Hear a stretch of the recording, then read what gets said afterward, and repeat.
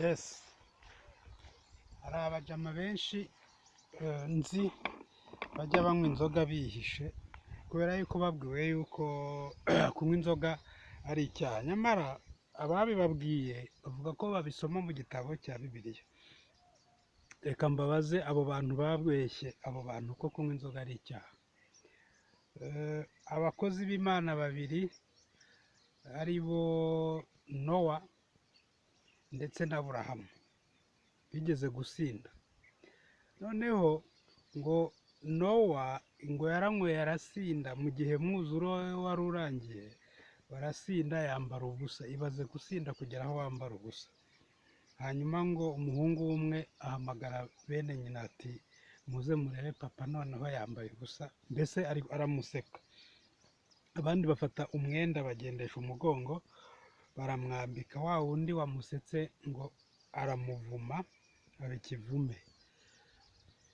Tukagera kuri Aburahamu, ni Loti. Loti yahunganye n'abakobwa be bava i Sodomo ngira ngo, noneho ngo abakobwa bari bafite ingeso y'ubusambanyi basindisha se, nuko baramwiya.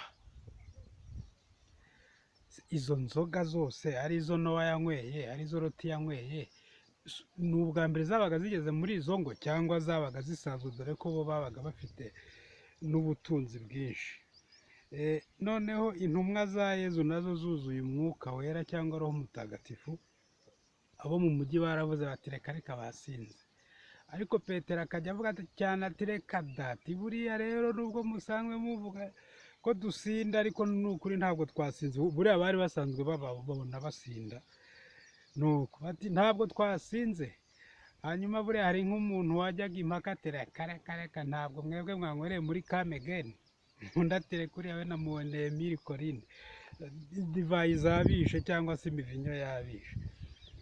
Mu by'ukuri inzoga ntabwo nzinywa, ariko ni byiza burya kuzireka ari wowe wifatiye umwanzuro. Naho iyo ubiretse kubera yuko babikubwiye, akamuntu karagaruka ukajya uzinywa wihishe, bikazarangira zigukoresheje ibidakorwa.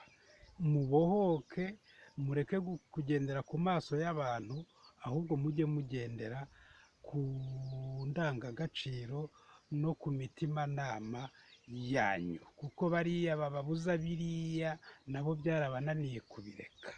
Icyiza ahubwo wowe ubwawe genda wicare urebe inyungu ukuramo n'igihombo ukuramo, ushyire ku munzani ugereranye, ufate umwanzuro. Ariko ntugakore ikintu kubera yuko umuturage runaka yabikubwiye, kandi rimwe na rimwe wumurusha n'imbaraga zo kwifata. Urakoze.